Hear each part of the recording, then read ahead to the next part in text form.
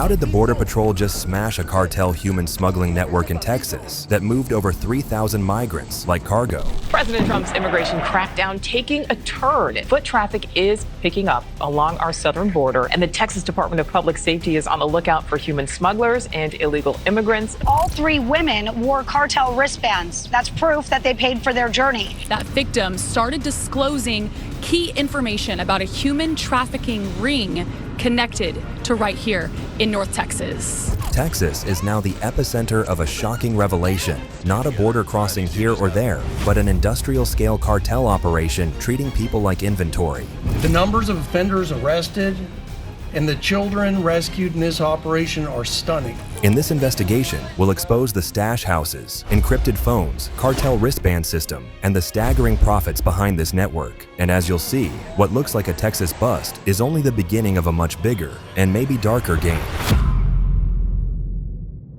The initial raid looked like a routine stop. Unmarked vehicles pulling into a dusty lot near the Rio Grande. The police just wanted to know what they were doing. But when Border Patrol and Texas DPS agents dug deeper, they found what investigators now call one of the most elaborate smuggling pipelines in recent memory. Stash houses stuffed with mattresses, ledgers recording payments, and phones filled with encrypted messages. So here's what we found. Within hours of being out, the team actually got word that two men had breached the wall. Well, they raced to intercept. One man slipped back into Mexico. He was believed to be a guide. The other, a young Mexican national, was caught hiding in the brush, but he wasn't traveling alone. Agents soon discovered groups of women and teenagers nearby, all wearing the now infamous cartel wristbands. What happened here is there are 4 individuals from Colombia and Guatemala. Come here, you can see the wristbands that they're wearing as well.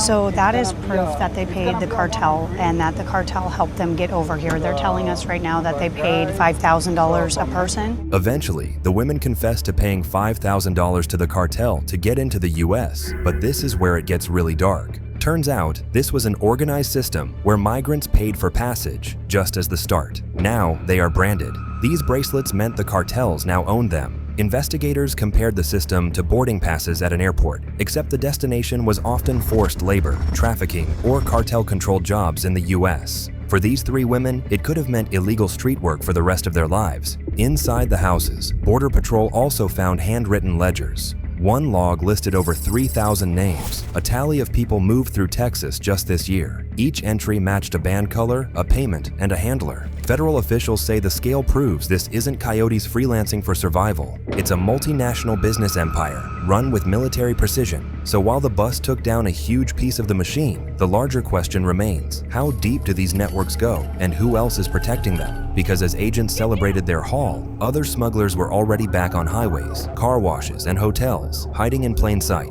Here's how ICE, Border Patrol, and the feds uncovered the darkest network in the States. In Los Angeles, ICE agents just busted Studio City Hand Car Wash. Workers scrambled to hide as stunned customers watched this all unfold. Stop resisting!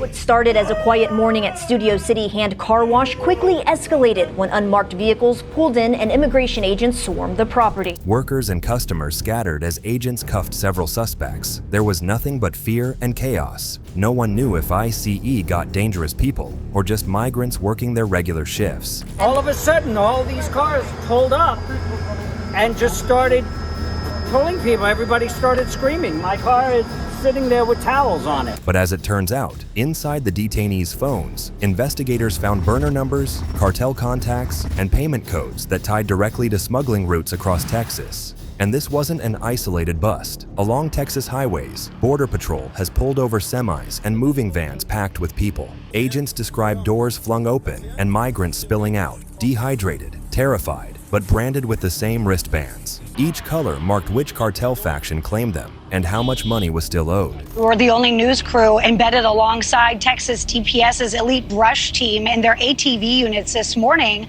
while they were out looking for people who did not want to be found. The pattern repeats everywhere. Just this month, police in Michigan arrested 33-year-old Randolph Lewis of Arlington, Texas, after a domestic call led them to discover he was running a cross-country trafficking ring. That victim started disclosing key information about a human trafficking ring connected to right here in North Texas. It was nothing short of a miracle that his first victim had the courage to call and speak up. What investigators found left officers in tears. Lewis is connected to at least 10 victims. Some as young as 17 years old were coerced, threatened, and manipulated into a life of sex trafficking. Some of these survivors had never had a childhood. Detectives learned Lewis's victims were advertised on sex websites. It's shocking to even think about it, and it's even more shocking when you realize thousands of people are involved in this, and thousands more are suffering. From car washes to hotels, highways to suburban neighborhoods, these arrests are showing that cartel pipelines don't just run at the border. They're woven into everyday American life, hiding behind places you'd never suspect. This is why, now, Texas law is about to turn every smuggling charge into a life-destroying sentence. For years, traffickers in Texas operated knowing the worst penalty they might face was a few years behind bars. That just changed. We begin with a new Texas law that strengthens penalties for those convicted of human trafficking. A sweeping new law has made human trafficking a first-degree felony. That means sentences of 25 years to life. In plain terms, smuggling in Texas now carries the same weight as murder. And this law wasn't born in a vacuum. Jonathan Mejia says it was in part a labor of love for a woman whose daughter was a victim of this practice. There's always people behind these horror stories. In this case, one of them is Mary Wells, whose autistic daughter Julia was trafficked and killed in 2018. Mary Wells remembers vividly the moment she found out her autistic daughter Julia Wells was a victim of human trafficking. Not only was she being trafficked, but she died after being thrown out of a moving car in 2018. Her grief turned into a movement. With advocacy groups and survivors at her side, she pushed lawmakers to strip traffickers of any leniency. No more light sentences, no more plea deals that let them back on the street in a few years. I don't hate them, but I do pray for them. I pray for them all the time.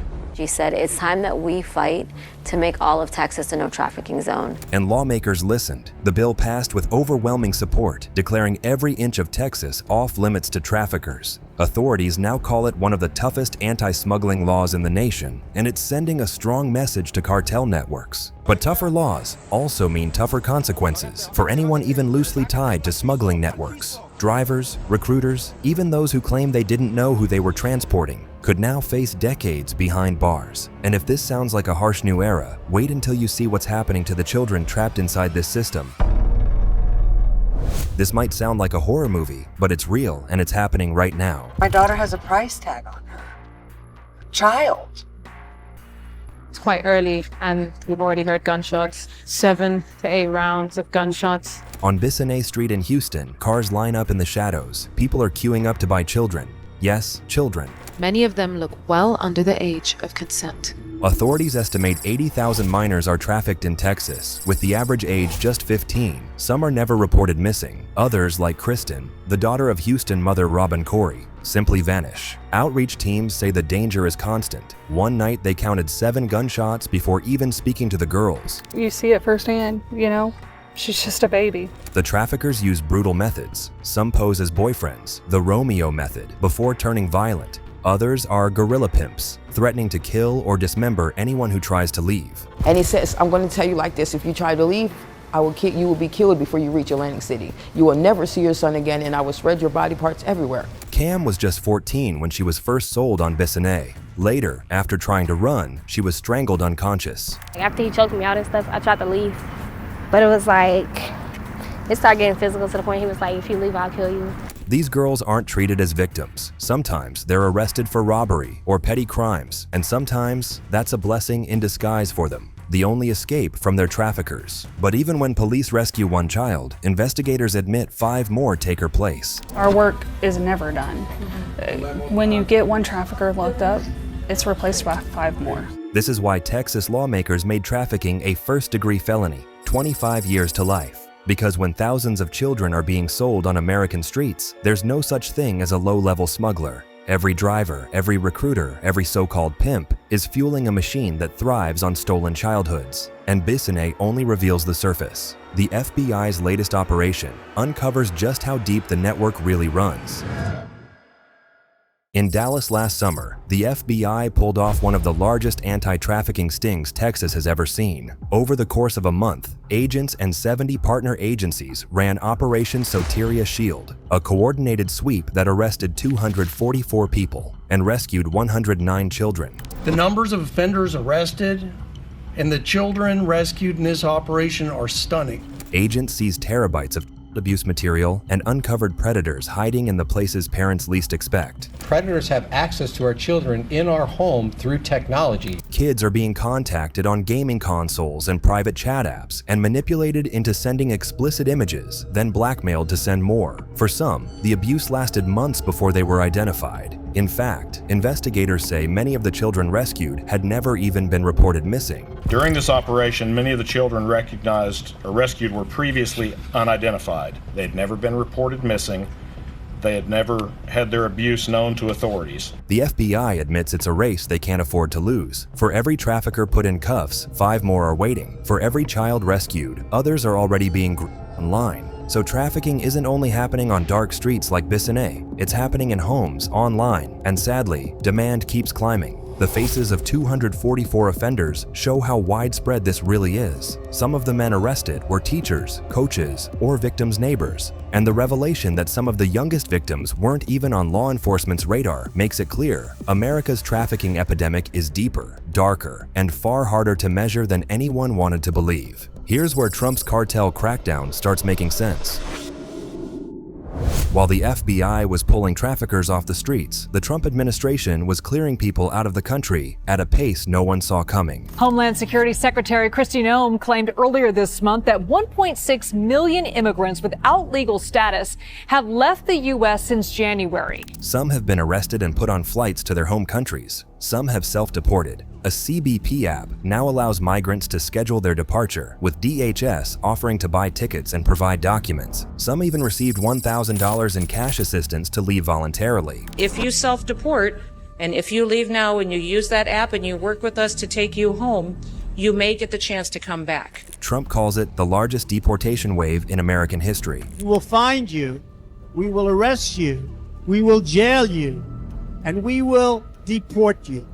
I will launch the largest deportation program in American history. And his motive is this. Supporters say well done. Deport all criminal aliens and dismantle every last criminal gang and cartel threatening our citizens. This hits traffickers by disrupting their business model. Migrants who self-deport don't become forced labor for cartels in the U.S., but critics warn that lumping everyone together sweeps up families who've lived here for years, alongside smugglers and repeat crossers. The numbers are shocking. Over 1 million app downloads, charter flights running daily, migrant neighborhoods emptying overnight. On a Friday night, it's usually when, you have a lot of people out here, so these streets are all dead. But while America celebrates record removals, cartels on the border are already finding new ways to adapt, and their next move could make the human cost even higher.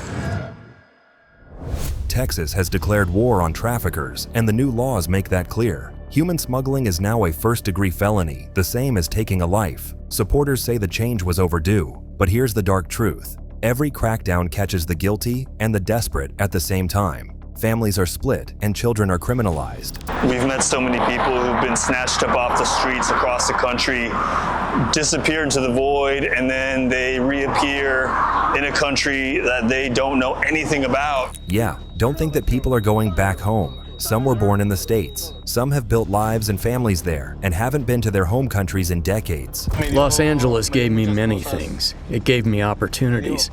It gave me another kind of life. Meanwhile, migrants are being funneled into cartel debts they can't repay. Trump argues this is the cost of restoring order. He's praised the 1.6 million departures since January. To his base, it proves the machine is finally being dismantled. But critics warn it sweeps up longtime residents, parents, and children alongside hardened smugglers. In some cases, victims themselves, kids trafficked in Texas, are being arrested on robbery or assault charges committed under a trafficker's control. So she's picked up robbery charges.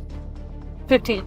So she's now being criminalized. And now she's going to be criminalized, which is nothing new. We see this, unfortunately, all the time. Border Patrol says they can't afford to hesitate. We know that even just one getaway, and some people say, well, why use so many resources just for one person or two?